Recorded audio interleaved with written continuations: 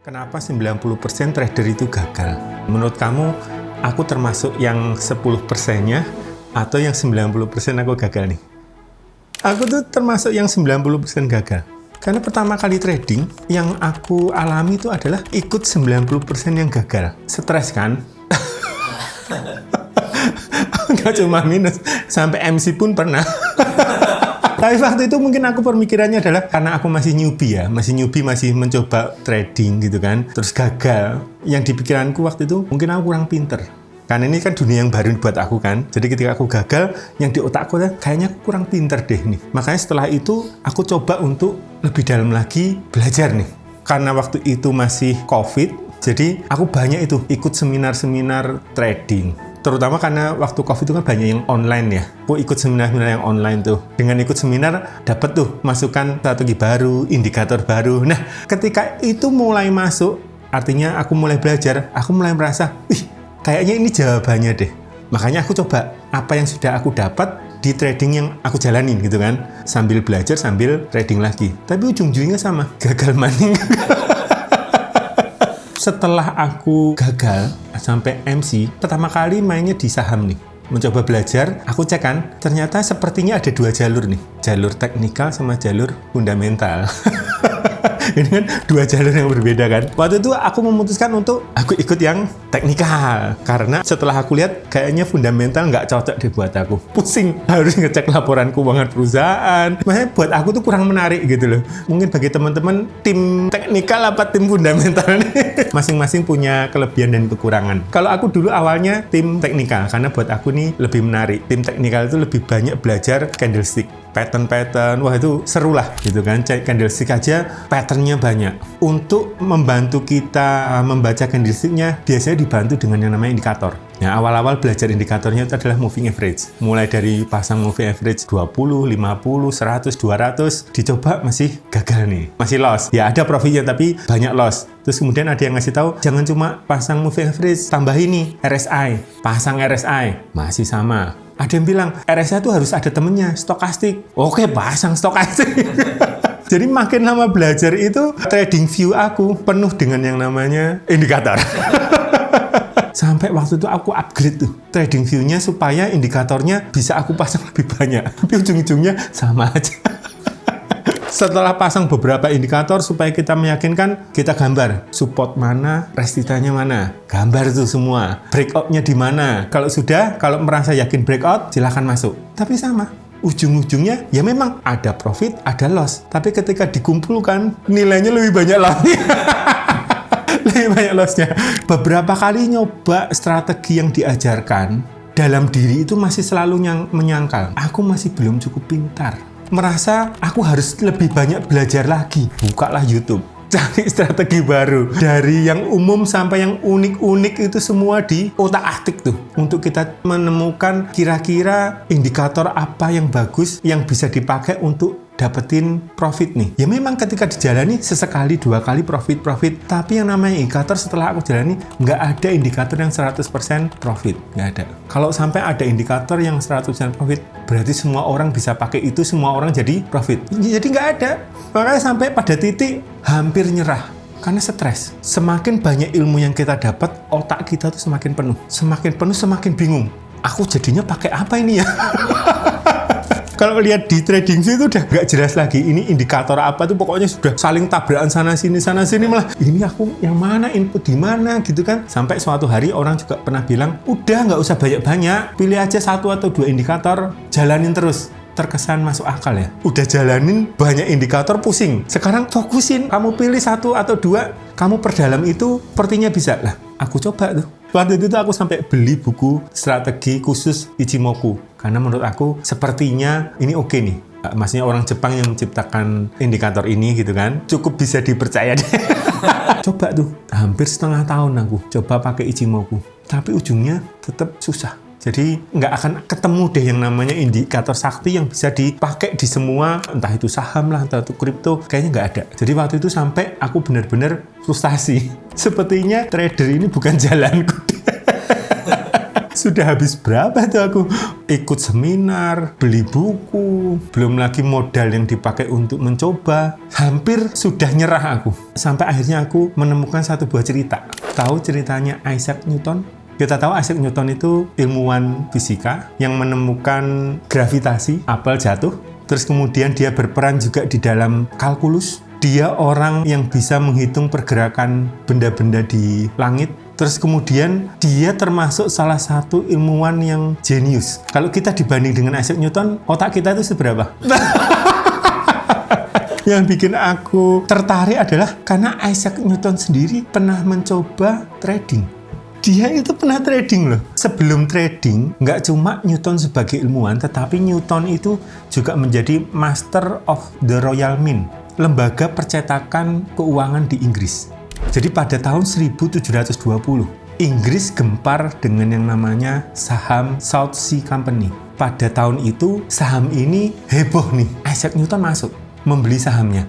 Dan untungnya besar. Terus kemudian dia keluar, ambil profitnya. Setelah dia ambil profitnya, saham South Sea Company terus terbang.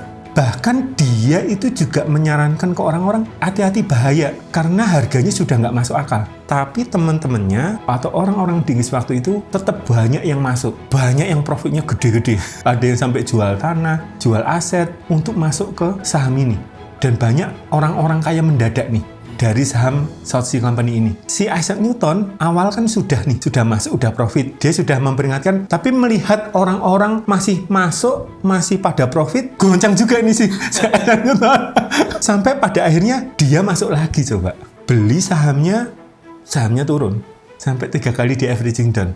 Dia sempat beli di pucuk. Dan setelah itu saham South Sea Company turun dan nggak pernah naik lagi.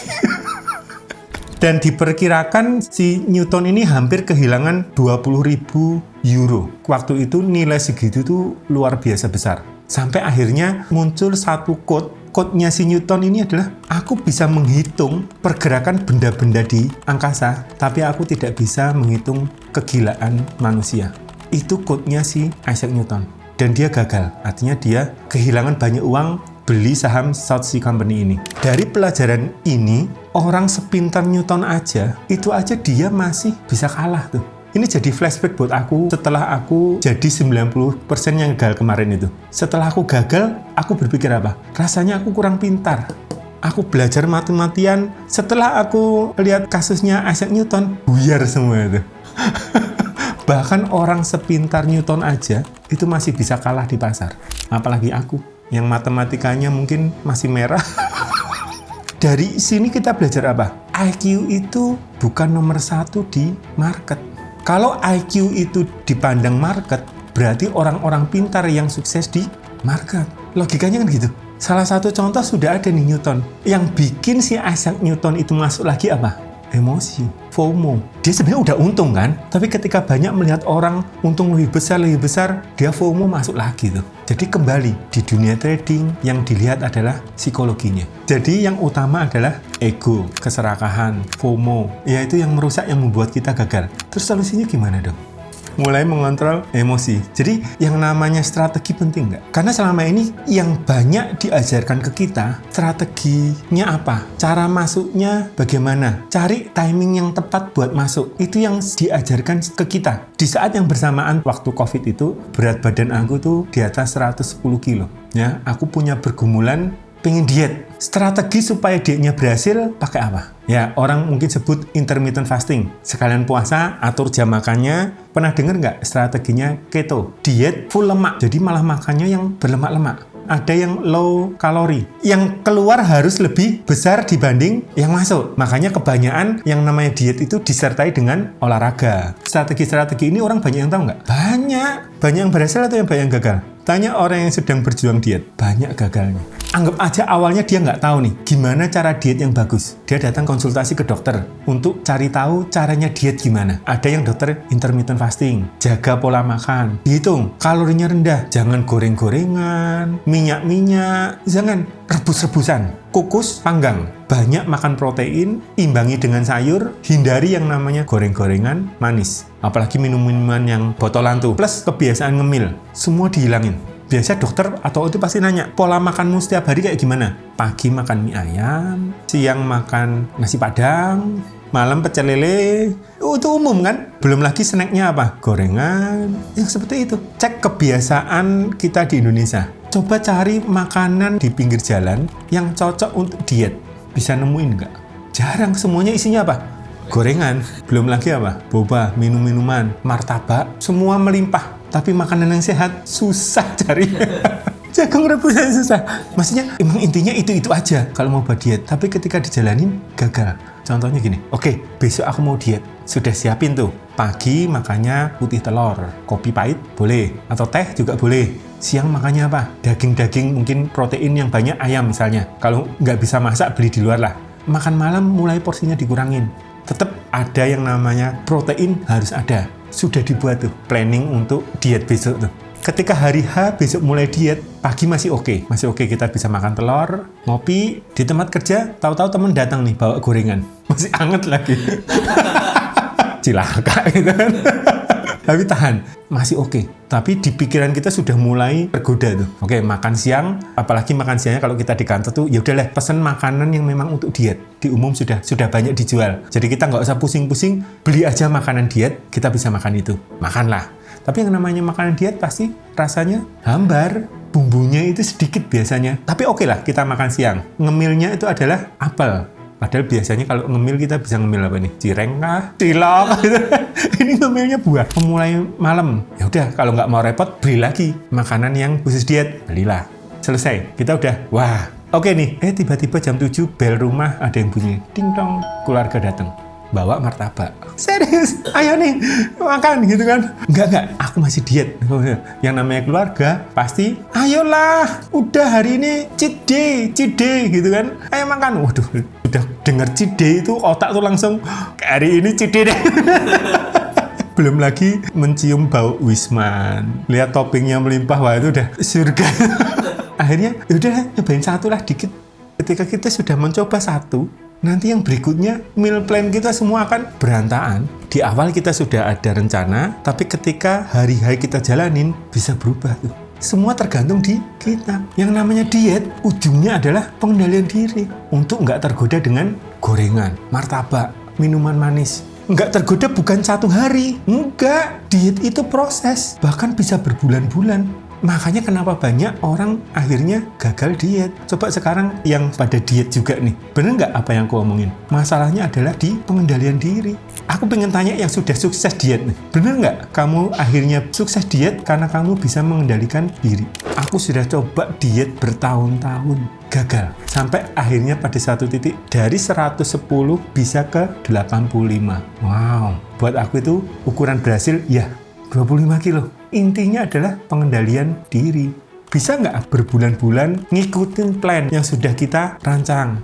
Analogi ini sama dengan trading. Kamu udah pasang nih indikator, udah pasang nih plannya, manajemen risiko juga udah pasang. Ketika masuk, TP-nya berapa, SL-nya berapa, udah pasang semua nih strateginya. Kamu jalanin. Tapi ketika kamu jalanin sudah masuk, market turun, kamu langsung goncang tuh. SL mulai dipanjangin. Market turun lagi, takut nyentuh, panjangin lagi. Gitu supaya nggak kesentuh. Ya, seperti orang diet. Lagi diet, ada yang datang. Nawarin gorengan, nawarin martabak. Oh, sama.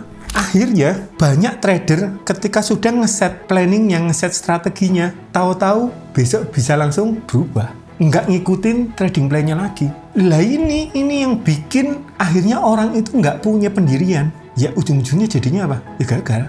Strateginya bener nggak sebenarnya? Mungkin bener, termasuk sama di diet. Strateginya sebenarnya udah bener belum? Ya bener. Tapi ketika jalanin, kamu nggak punya pengendalian diri, kacau bubar tuh. Ya dikit lah gorengan setengah. Minuman manis dikit lah seteguk gitu kan. Sama ketika kita mulai kompromi, planning kita berantakan semua, termasuk di trading. Itu kuncinya. Ini pengalaman pribadi aku, makanya nanti teman-teman juga cek ya. Sama nggak sih yang dialami? Awal kita sudah punya trading plan-nya, tapi tiba-tiba kalau kita takut baru hijau sedikit, tarik. Baru 2%. takut market turun gitu kan. Tapi kalau turun, SL yang diturunin terus. 2% ambil, kalau lagi minus bisa 10% hilang tuh. Jadi semoga aja analogi yang aku berikan tentang diet mirip dengan apa yang kita jalani di trading. Diet cuma satu loh yang dibutuhkan, pengendalian diri. Udah. Kalau di trading, itu nggak cuma satu. Pengendalian diri iya, ego iya, serakah iya. Sifat-sifat manusia yang ada di sini yang perlu kita kendalikan banyak sekali di dunia trading. Ini juga menjawab kenapa trading itu sulit. Memang sesulit itu, gitu loh. Jadi kesimpulannya apa nih? Trading plan perlu nggak? Tetap perlu, yang namanya trading plan perlu. Tapi ingat, yang lebih penting lagi adalah manusia yang jalanin trading plan itu. Dan ini yang sama sekali selama ini kita abaikan. Belajar membaca orang yang mau masuk market itu lebih penting dibanding belajar strategi masuk ke market. Beda ya? Kebanyakan orang belajar strategi masuk ke market. Kalau aku lebih suka belajar orang yang mau masuk ke market. Karena dimulai dari situ, selama ini kita selalu fokus untuk mau masuk marketnya caranya gimana. Harus dirubah. Kita harus bisa menilai siapa kita ketika kita di depan market. Market itu adalah cermin. Kalau kamu bangun pagi, kamu lihat ke cermin, rambutmu berantakan, cermin akan memperlihatkan apa? Rambutnya berantakan. Kalau muka kita kotor, kita bercermin, yang kelihatan apa? Muka kita yang kotor. Pertanyaannya, apakah cermin membuat muka kita kotor? Enggak. Cermin membuat kita berantakan? Enggak. Market juga gitu. Karena orang selama ini selalu menyalahkan market. Market bikin aku panik. Market bikin aku serakah. Market bikin aku emosi. Enggak. Apakah market membuat kita serakah? Enggak. Jadi siapa yang serakah? Kita. Market itu cuma menunjukkan kalau kita itu serakah. Market itu cuma menunjukkan kalau kita orangnya itu panikan. Mungkin orang berpikir, aku orangnya sabar. Jadi ketika aku masuk market, aku orangnya sabar nih. Tapi ketika aku masuk, ambil posisi, market turun, aku diuji kesabarannya. Ya kan? Ketika stop lossku kena, uang aku hilang, aku diuji kesabarannya. Karena biasa kalau kita loss, kita langsung kepingin masuk lagi, balas dendam, pengen ngambil lagi uang kita yang hilang. Nggak rela uangnya hilang. Kita nggak sabar. Market ini cerminnya kita. Contoh, sudah masuk posisi, Trump naik presiden, Trump bikin ulah. Wah, ini gara-gara si Trump nih. Image-nya langsung begitu. Emang Trump bikin ulah, semua market di dunia goncang tuh. Tapi tiap orang-orang beda menyikapi ini. Ada orang ketika market goncang, cilaka. Porto semua merah lah. Tapi ada yang orang berpikir, wah ini kesempatan nih. Harga lagi pada murah-murah nih. Serok. Apakah ketika dia tenang, apakah portofolionya lagi merah? Bisa saja dia masih merah. Yang namanya market turun, kita punya posisi pasti semua floating loss lah. Istilahnya gitu kan. Jadi market ini adalah cermin kita. Semoga ke depan cara kita melihat market sudah mulai berubah nih. Jadi ketika kita sudah memahami market adalah cermin, aku ingin mengajak kamu itu mengenali dirimu sendiri di depan market. Saya Mr. Wow, sampai jumpa di video berikutnya.